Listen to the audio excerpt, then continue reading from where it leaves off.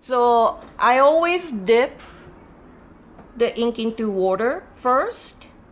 And because ink, well, this is a brand new ink. I just opened it now. So it's in a pretty good density. It's probably on the little bit lighter side, but this is a good brand, so it doesn't start too light. Some of the ink starts too light. But usually what happens is when you're working on inking, your ink bottle's open for maybe 10 minutes, 20 minutes, 30 minutes, sometimes hours at a time.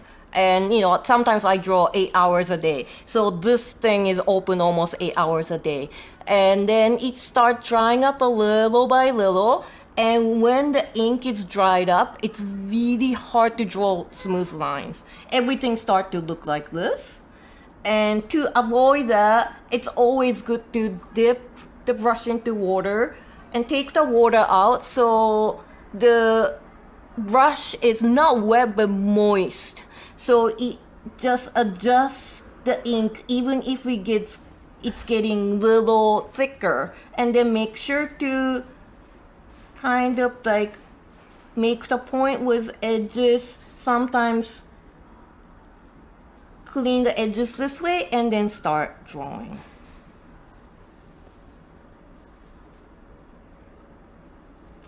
Like this.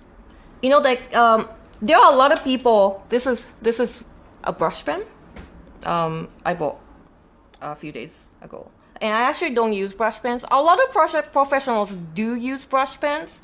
It's a handy medium. You can carry around. There's a cap. You open the cap. You can use it. But there is the reason why I don't recommend for actual drawing practices is you can't adjust anything. It's like ink is always the same amount. It comes out same amount, and you can't really do much more than that. And this you can adjust. So for example, I have a lot of ink on there, and it's a really thick line, right? And then if you want to paint in, you put a lot of ink in and you can do this. And if you don't put a lot of ink in, you can draw with just like one hair. This and this are drawn by exact same brush. And brush pens can't do that. And only when you have an ink bottle and brush and you actually consciously adjust the amount of ink, then you can do this. Also, by say, take out most of the excess ink, and then all of a sudden it's like a lot more dry. Oops, I can do a lot more. So, and then you can do dry brush. So it's completely different lines or textures. It's softer, and say like if I'm drawing, I'll show you later, but like if I'm drawing a wool sweater, I want some textures that ink is almost running out, and that's when it makes interesting shapes and textures that feels like the surface of wool, for example, or like hair. That feels like hair. I'm not drawing anything, just the lines, but it feels like hair. And maybe when it has a lot of ink on it, well, I'll quickly draw something.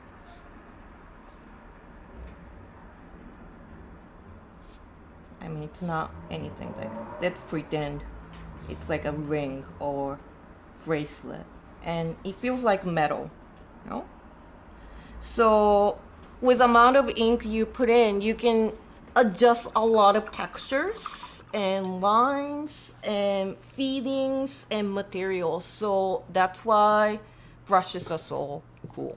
I bought this nib holder and this little nib at the art supply store. It's brand new, so it might not take the ink as well because it's brand new. But anyway, so I quickly explained at the art supply store like why nib pens can be useful with brush inking. So the line gets thicker. It's easier to draw with brushes because brushes are more organic medium, and nibs, as you can see, it's a tighter medium.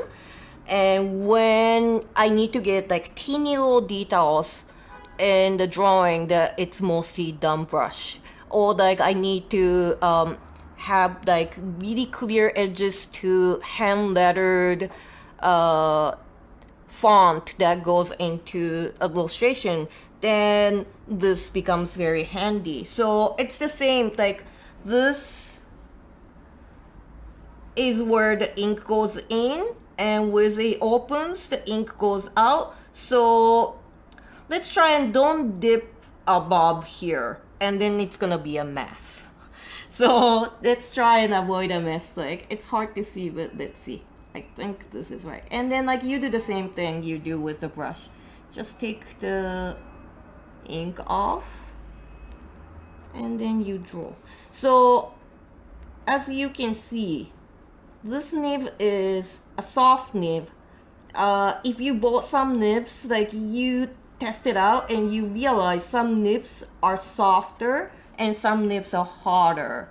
And hard nibs mixed with brush is not the best marriage because they don't merge together well. The nib lines is so harsh and pointy and crisp, and then while the brush lines are soft and round, and they fight against each other. So I find some nibs that are very soft, and then so I will draw like right next to one of the brush lines. Oops. Sorry, yeah, ink. The tricky thing is with the nib, ink runs out pretty quickly. So like anyway, if I don't say, you can't really tell this one is drawn by a different medium. But then I can get a lot more details with it because it's a pointy medium. See, you can't do that with brush, these points. So that's why I always have nibs around, and when I get to really, really tiny details that I have to get it right, I mix this. So one thing you really need to know about nibs: rinse it, wipe off the water quickly as soon as you finish. You don't want to clog this part. That's the crucial part in the nib. And also, if there is some water, it's metal, so it starts rusting. And once it's rusted, it's done. I mean, these are cheap, but you want your nibs. You paid for it. You want that to last for a long time, especially the ones that you feel is a right match for your drawing technique. So always wipe, clean it, and put it away like that.